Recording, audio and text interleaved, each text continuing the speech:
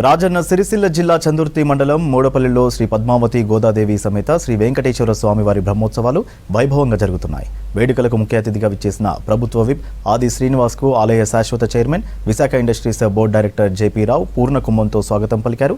పుష్యమి నక్షత్రయుక్త మేషలగ్న పుష్కరాంశ ముహూర్తంలో స్వామివారికి వైభవంగా కళ్యాణం నిర్వహించారు అర్చకులు. స్వామివారిని దర్శించుకునేందుకు భక్తులు అధిక సంఖ్యలో తరలివచ్చారు. భక్తులకు అన్నదానం నిర్వహించారు ఆలయ అధికారులు.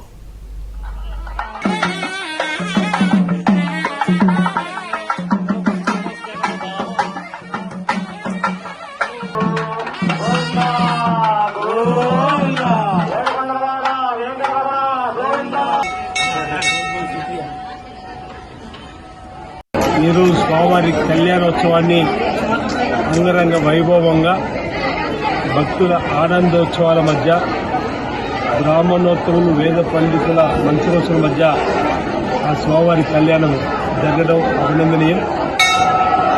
లోక కళ్యాణం జరగాలని సకాలంలో చక్కటి వర్షాలు బ్రహ్మాండంగా పడి బ్రహ్మాండంగా పండి రైతులకు ప్రజలు సుఖమయ జీవితంతో ఆనందంతో ఉండాలని చెప్పని ఆ స్వామివారిని ప్రార్థించుకునే ఇది కళ్యాణోత్సవం వేళ. అదేవిధంగా అన్ని దానాల్లో కన్నా మిన్న అన్నదానాన్ని కూడా నిర్వహించుకునే కార్యక్రమం. మూడపల్లి గ్రామంలో ఉన్నటువంటి పెద్దలందరూ ఆలయ కమిటీ అభివృద్ధిలో ముందుకు పోయే క్రమంలో ఈ గుడికి కావలసిన సదుపాయాలు సమకూరుస్తూ ఇంకా ముందు కూడా ఇంకా ఏం కావాలన్నా కానీ తప్పకుండా వారి చేతనైనంత మట్టుకు చేయిస్తామని చెప్పారు. దినదినం ఇక్కడ చాలామంది భక్తులు వస్తున్నారు.